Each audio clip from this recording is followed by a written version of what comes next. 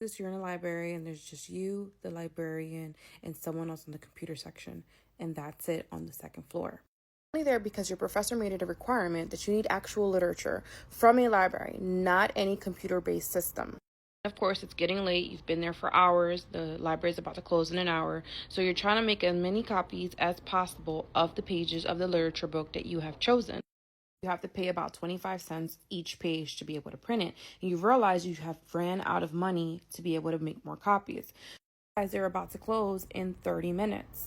So you're thinking to yourself, what are you going to do? You really need these books. So you look and look for the librarian. You don't find anyone. So you sit down on the table and you decided, let me just take pictures of this literature and maybe I can figure something out. And as you're sitting down taking pictures of the book, you feel a tap on your shoulder. Yes, and then you see this woman has oval-shaped glasses. She has this blouse with the bow and the puff sleeves. She's wearing high-waisted khaki pants, and she has a nice, pretty cut. But you could tell her whole wardrobe screams 1950s.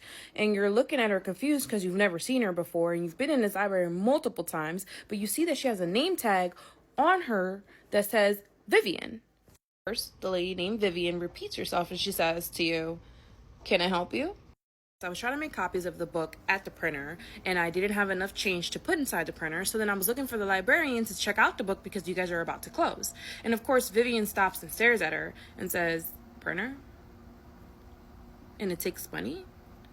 And you're like, "Yeah, the printer over there." And when you point, the printer's not there anymore. You realize the printer's no longer there. You're dumbfounded, like, wait.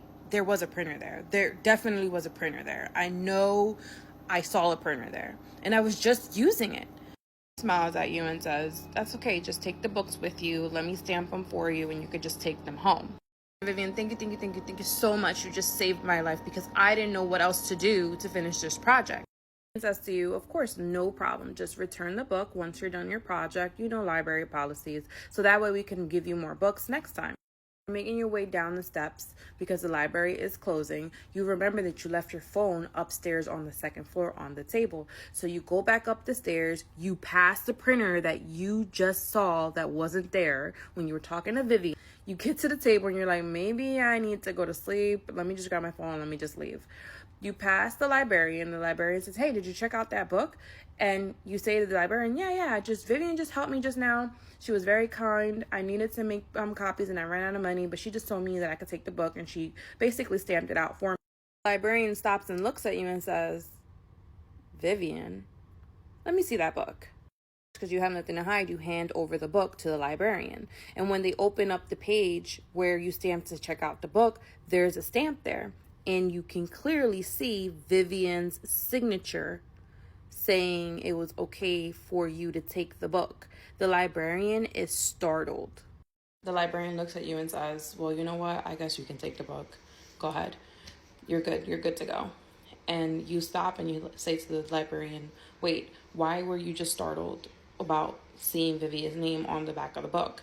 And he goes, "Vivian hasn't worked here in over 50 years. She died a long time ago." When you realize that you were talking to a ghost, or was it a ghost? Did you time hop, or was this truly a ghost because you remember not seeing the printer? So what do you think happened? Who do you think that really was? And did you really time loop? This story happened to Jackie in 2005.